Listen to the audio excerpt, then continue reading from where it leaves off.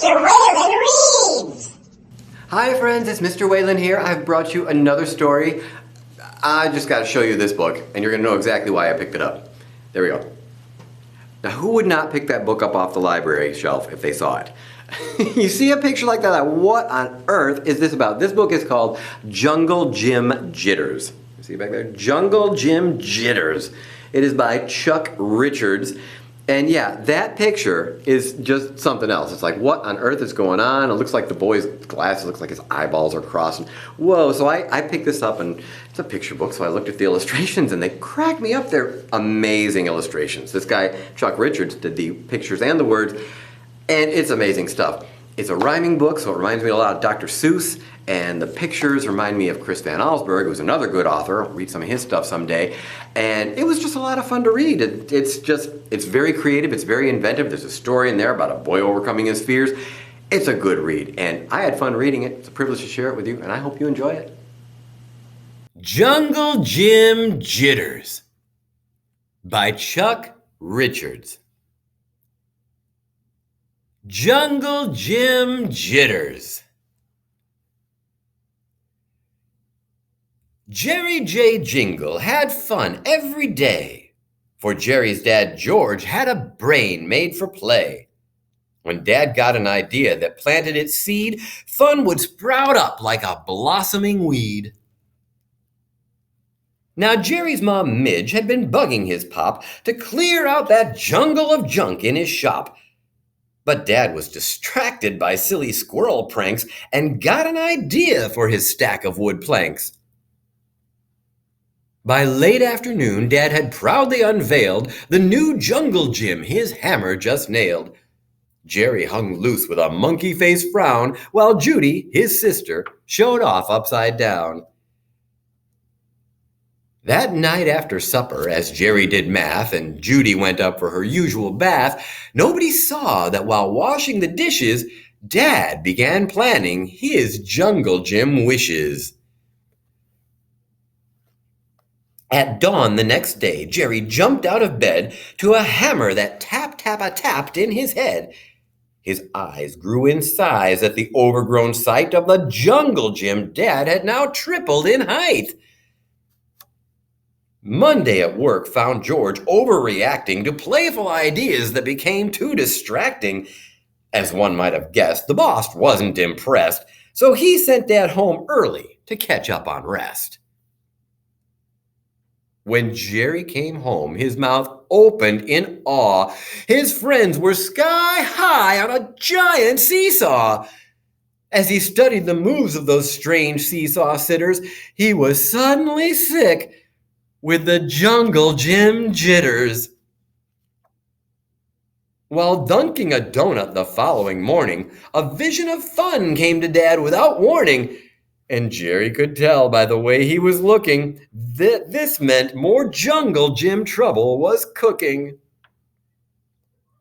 Long strings of tire swings swooped up through the sky as longingly Jerry watched life pass him by. A contest for King of the Jungle took place. Of course, Judy won with her usual grace. Who would have thought that just washing the car could make his dad act in a way this bizarre? Jerry ducked clear of the garden hose stream. To him, this was all one big terrible dream. But Jerry's worst nightmares would soon be outmatched by the tangle of tracks and long tunnels that scratched at the summery sky like some scribbly scrawl with silvery loops that were 60 feet tall. His knees started knocking, his tongue started swelling. Jerry once lost his lunch, but that's not worth telling. The poor boy knew this was his terrible curse. His jungle gym jitters would only get worse. In a couple of days, this prediction came true. Dad went off on safari, a trip to the zoo, and brought back a truckload of jungly critters whose animal antics gave Jerry worse jitters. The garage was demolished, and where it once stood was a towering giant of tires and wood. An animal acrobat swung through the sky while daredevil kids made up new ways to fly. Now Jerry's heart thumped and his ears started ringing. He hardly could stand all this swooping and swinging. To make matters worse, Jerry's house was a mess, and living there caused more emotional stress. For his dad had cut tunnels that ran through the place.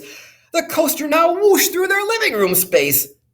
But worse than the noise in this upside-down dwelling were animal house guests you couldn't help smelling. Not seeing his family's growing frustration, Dad proudly made plans for a wild celebration.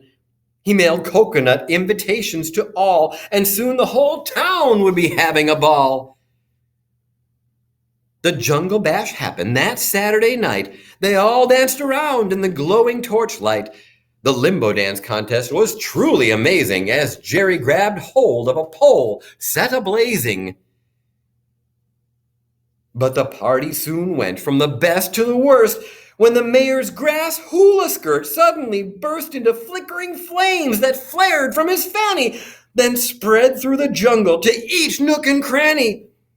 So the panicky crowd beat a hasty retreat to escape from the jungle gym's horrible heat. Jerry heard screams as the fire climbed higher.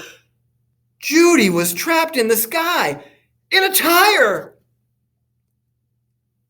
Up in the air, very high overhead, Judy hung on for dear life by a thread.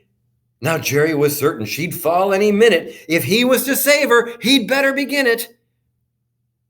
He rescued her on his giraffe elevator. "You're king of the jungle," he yelled to persuade her. As Judy snapped out of her terrified trance, she barely escaped by the seat of her pants. Then Jerry took charge of an army of elephants. He battled the fire with courage and confidence. The flames were no match for the streams from their noses. They put out that blaze with their wrinkly gray hoses. And everyone there learned a lesson that night, that courage means acting in spite of your fright. For Jerry had not only just saved the day, he'd chased all his jungle Gym Jitters away.